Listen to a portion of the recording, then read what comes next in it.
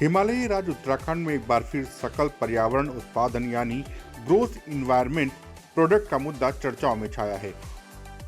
पूर्व सीएम त्रिवेंद्र सिंह रावत ने अपने कार्यकाल में प्रदेश में जीईपी को लागू करने का फैसला किया था। उसके बाद अब देश के जाने माने पर्यावरणविद, पद्म भूषण व पद्मश्री पुरस्कार प्राप्त डॉक्टर अनिल प्रकाश जोशी ने एक बार फिर जीईपी को लागू करने की मांग उठाई है। हैस्को के संस्थापक डॉक्टर अनिल प्रकाश जोशी ने उत्तराखंड में सकल पर्यावरण उत्पाद को लागू करने की जरूरत बताई है। उन्होंने कहा कि अब समय आ गया है कि जीईपी को उत्तराखंड में पूरी तरह से लागू किया जाए। क्या है जीईपी? जीईपी की अवधारणा जीडीपी की अवधारणा से प्रेरित है। जीडीपी का अर्थ भौगोलिक सीमा के भीतर होने वाले कुल उत्पादन का मौद्रिक मूल्य होता है। इसी तरह जीईपी का अर्थ किसी राज्य की भौगोलिक सीमा के भीतर पर्यावरणीय उत्पादों के मूल्य की गणना करना है।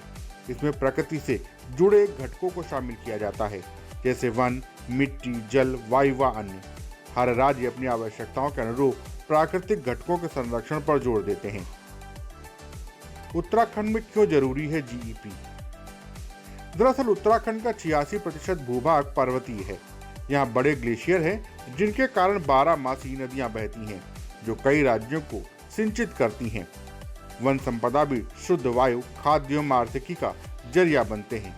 इन प्राकृतिक धरोहरों का पारिस्थितिकी तंत्र को बनाए रखने में विशेष योगदान रहता है। वहीं डॉक्टर अनिल प्रकाश जोशी के अनुसार आज जलवायु परिवर्तन विश्व की सबसे बड़ी चुनौती के रूप में सामने आया है। जलवायु परिवर्तन का प्रकृति पर बुरा असर पड़ रहा है, विशेषकर हिमालयी राज्यों पर। इसलिए पारिस्थितिकी तंत्र पर भी बुरा असर पड़ने लगा है। ऐसे में जीईपी उत्तराखंड जैसी हिमालयी राज्यों के लिए बहुत जरूरी है। यह राज्य की प्रकृति के संरक्षण में मददगार साबित होगी।